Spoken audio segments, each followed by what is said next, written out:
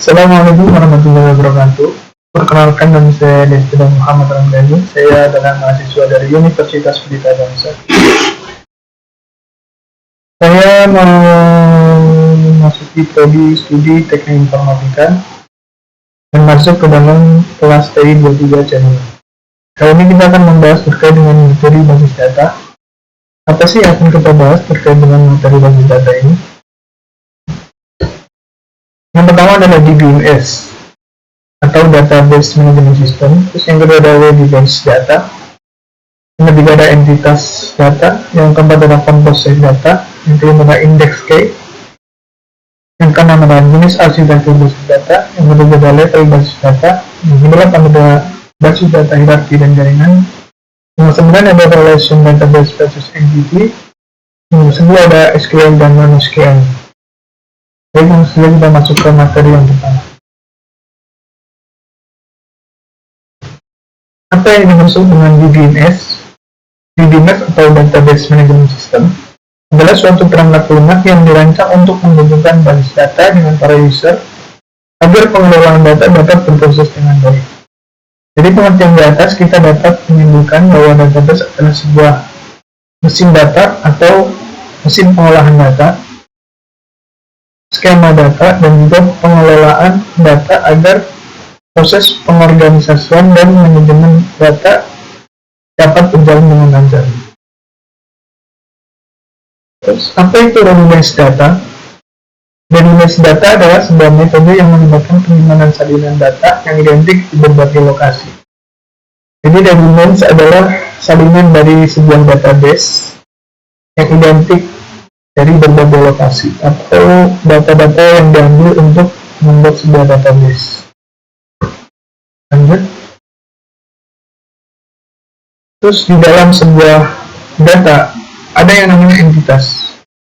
Entitas di dalam sebuah database yaitu berbentuk benda, orang, tempat, unit, objek, atau hal lainnya yang mempresentasikan data. Jadi bermacam-macam ya entitas itu yang disimpan dalam sebuah pangkal data. Jadi ada sebuah penyimpanan, yaitu tadi itu DBMS adalah sebuah datanya disimpan dalam suatu wadah atau pangkal data. Nah, terus beberapa properti dari entitas data memiliki hubungan antara entitas dan lainnya. Contohnya entitas pekerjaan dapat memiliki properti klien. Nah, klien ini ada hubungannya dengan pekerjaan tersebut. Sehingga ketika Anda membuat pekerjaan baru, maka Anda bisa memilih klien yang terhubung dengan pekerjaan tersebut. Setiap entitas terdiri dari beberapa atribut. Contohnya entitas karyawan, maka memiliki atribut nama karyawan tersebut, alamat, dan ID. Jadi entitas itu memiliki atribut ya.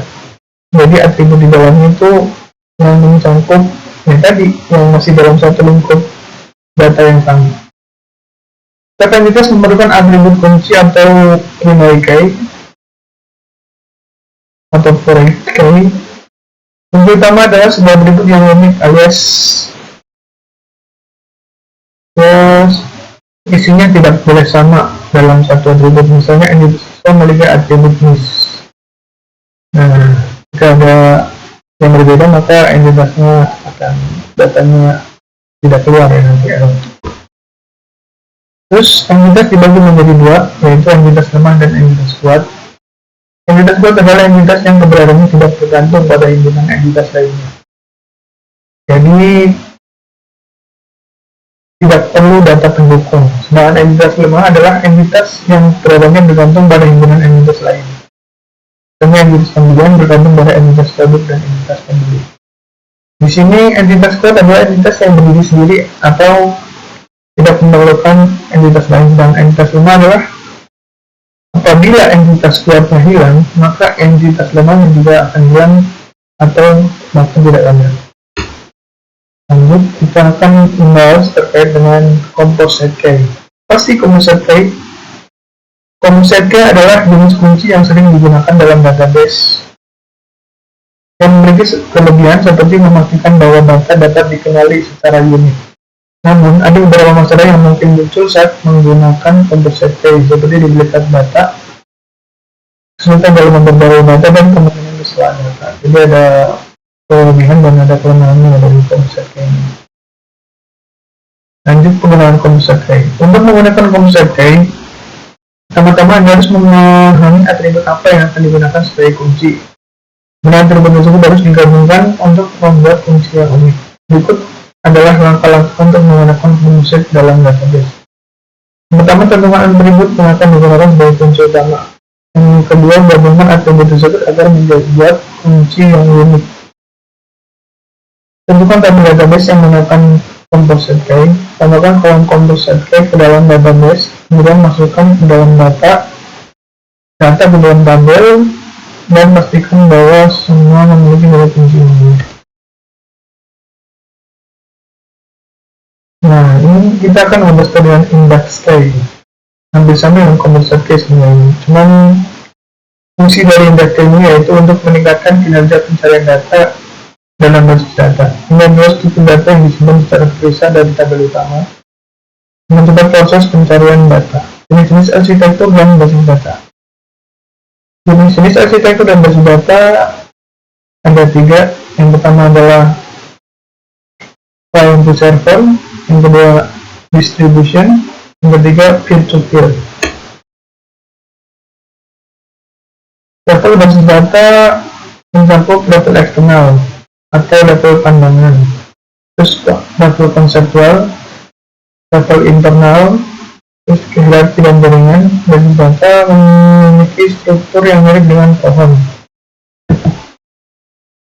di mana setiap entitas memiliki satu entitas induk, sementara basis data jaringan memungkinkan entitas memiliki beberapa induk entitas.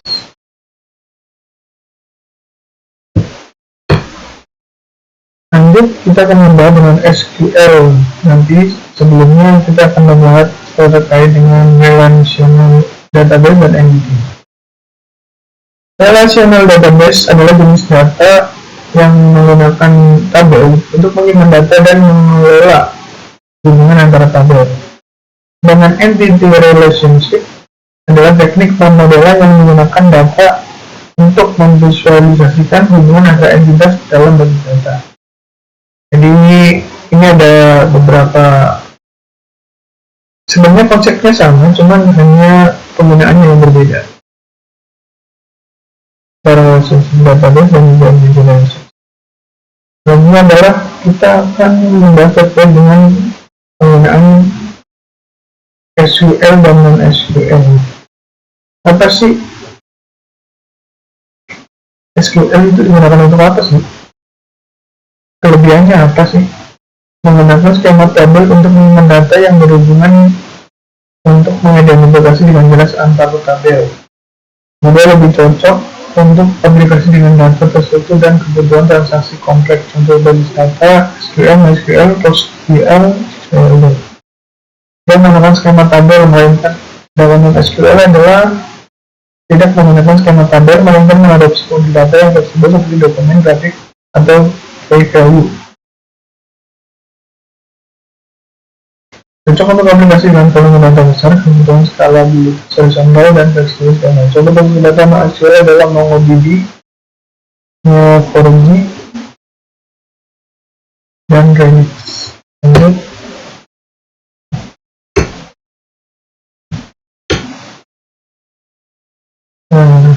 Sekian materi yang dapat saya sampaikan. Apabila ada salah kata, saya mohon maaf.